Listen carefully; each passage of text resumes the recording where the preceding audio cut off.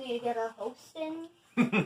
Sorry I'm late to the party, but first of all, I want to welcome everybody.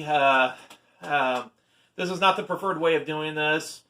I prefer that we meet as a group, but unfortunately there's a thing called coronavirus that's preventing that from happening. First and foremost, I hope everybody is safe and healthy. I hope everybody's practicing social distancing so that way you don't pick up the coronavirus. Kids, I hope you're enjoying your time off of school. I know this is just a little bit unorthodox, but if there's one thing that's for sure, this is the first time your mom and dad are probably experiencing something like this. Or probably even your grandparents. Yeah. But anyways, this is the first time for all of us, or not necessarily all of us, but for a lot of us, dealing with our everyday normal lives are getting bit of a twist and turn there. So I think we'll get onto it. The reason why we're here today is because we're going to go over the 6 essentials. As you know, it is starting to warm up, and more ideal weather is going to be happening pretty soon for hiking. And so when you do hike, it's important that you have what, Anthony? The 6 essentials. Right. So let's go ahead and get right into it. Let's start with the first of the 6 essentials. Number 1 is a first aid kit. You always need a first aid kit, like bandages, ointment, and you never know if you'll ever get hurt.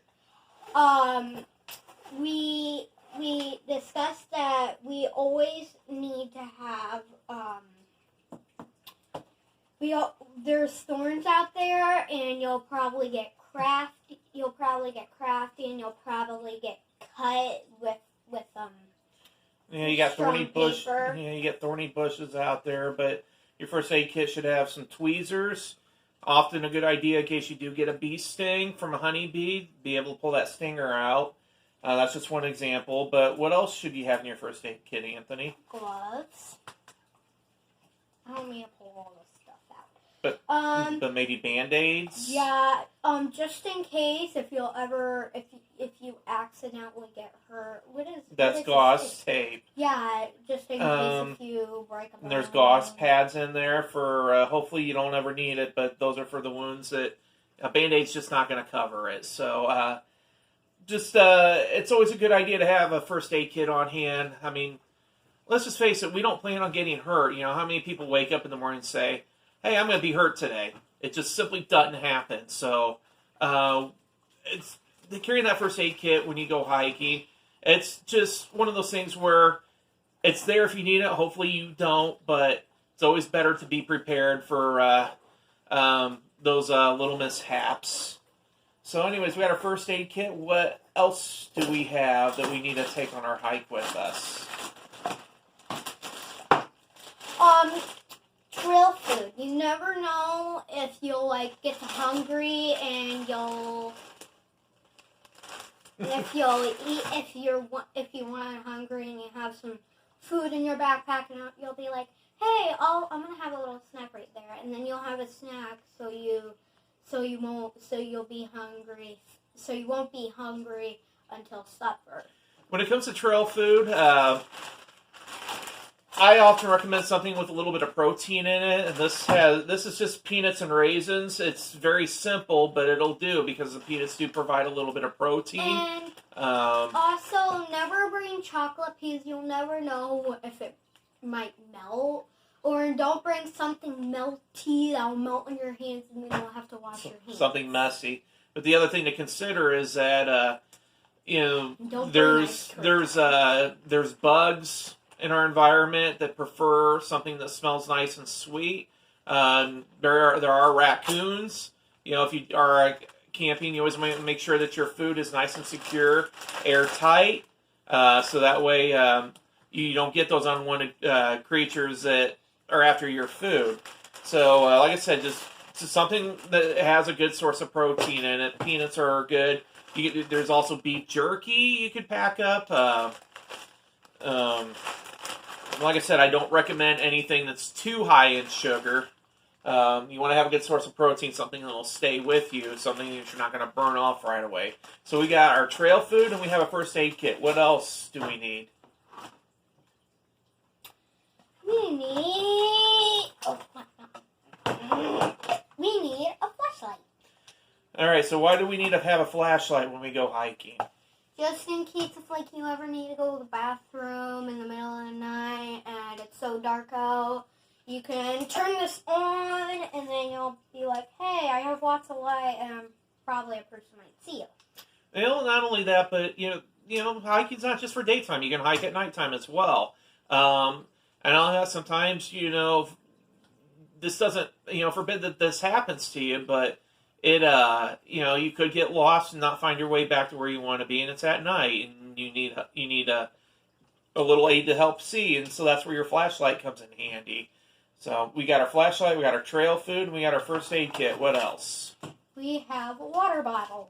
Okay. They're really important because they store water, and you've probably heard the saying around here. It's called water, water, water. Yeah, water is really important because when you do go hiking, you do lose your body does lose some of that water. Either a lot of times when it's hot, you'll sweat out those, you'll sweat out you'll sweat out fluids.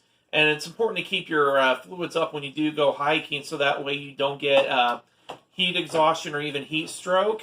And don't bring sugary stuff because that will probably lose some of your fluids in your body. Right. It's just not wise to bring sugary drinks because what happens is once those are in your system, sugary drinks will absorb water, and then when you go to get rid of that, it'll actually subtract a lot of water from your body. And besides, so it's you just want to avoid sugary drinks to begin with, and not only that, but what tends to happen when you have something high in sugar and then all of a sudden you burn it off is you get tired, you crash. And when you're hiking, you want to keep your energy up. So water is usually the best thing to take with you when you do go hiking. You do not want to experience getting a crash.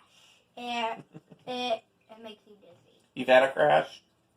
No, you told me last year. Oh, okay. All right. Didn't you? Yeah, all right. So we have our water, we have our trail food, we have our flashlight and first aid kit. What else? Okay, we have a whistle. Just think. I'm gonna whip you. Oh, not that type of whistle, huh? No. Okay. It's this whistle. All right. So anyways, whistles are important because there's a certain thing that you do practice when you do go hiking. And what type of system is that, Anthony? A buddy system. Right, but we've all been through that. Sometimes the buddy system does break down. One kid will get distracted and just run off and go, oh, look at that butterfly flying around. And then all of a sudden the hair split up. And then the back of the den wanders off and unfortunately leaves the child behind. But hopefully that does never happen. But if the buddy system does break down, you do have a whistle. And I tell you what, sometimes when you blow that whistle, it's a little louder than the kid. However, this guy, I'm not so sure. So whistles having a whistle is essential to when you are hiking. So we got our whistle, we got our water bottle, we have our flashlight, trail food, and first aid kit. What's our final item of the 6 essentials? We have sunscreen. Just in case if you ever get sunburned. We experienced our experience last year when we were going on vacation. We actually had old sunscreen from 2017 or 2018. We actually got sunburned because that prevented us from, it's like a snowman. It melts or something like that. Snowman, huh? Well, No, it doesn't melt. Well, the sunscreen purpose is to prevent ultraviolet rays from giving you sunburn. And as he does say, you want to make sure that you use new sunscreen. So if you have old sunscreen packed up that you plan on taking on a hike with you, just simply get rid of it and replace it. Sunscreen's not too terribly expensive. A small $3, $4, $5 bottle of sunscreen is a lot less damaging than getting a really bad sunburn and then having it hurt for a week. So those are your 6 essentials. There are a few other items that I recommend that you do pack with you. Obviously, you're going to need a good backpack to carry all this in. Carrying something like this is just not. It's just not going to be fun because you're going to drag this thing. Stuff's going to fall out, and so you're going to need some. You're going to need a really good backpack, comfortable, that's going to fit all your 6 essentials in it. Do you got a backpack? Of course I do. Okay, just want to make sure because. Okay.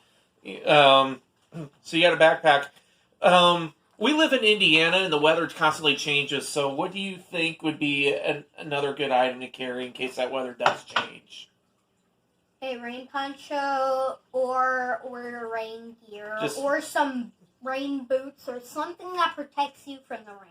Yeah, that's correct. You want to make sure that you do carry that with you. I know the Scout book doesn't mention rain gear as being one of the 6 essentials, but I can tell you you're going to really wish you had it if it does start suddenly raining. As I said, this is Indiana. The weather changes just so quickly, and you can go from having fun to being comfortable to being completely drenched and uncomfortable.